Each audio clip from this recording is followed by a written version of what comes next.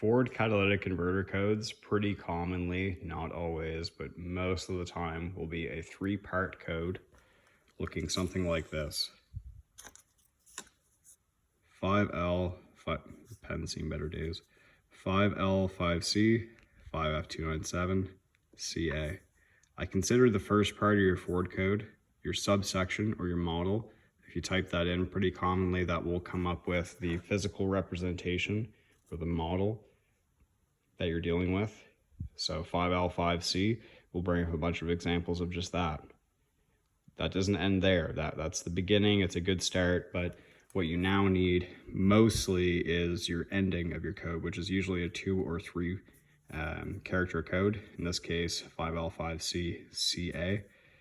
That will speak to the content of that particular model.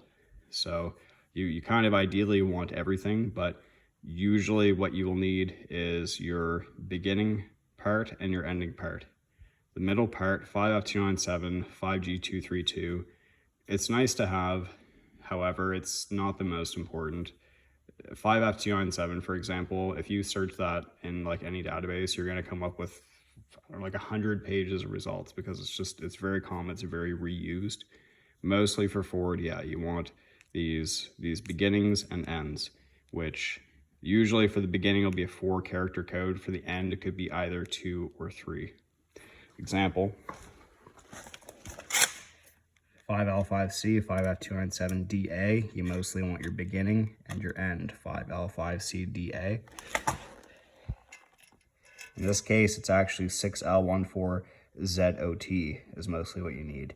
5G213 would be your connector or your middle piece, but mostly, yeah, what you need there is 6L14ZOT. And as a fun fact, if you ever see FOMOCO, Ford Motor Company. It'll be on Mazdas too, they share parts oftentimes.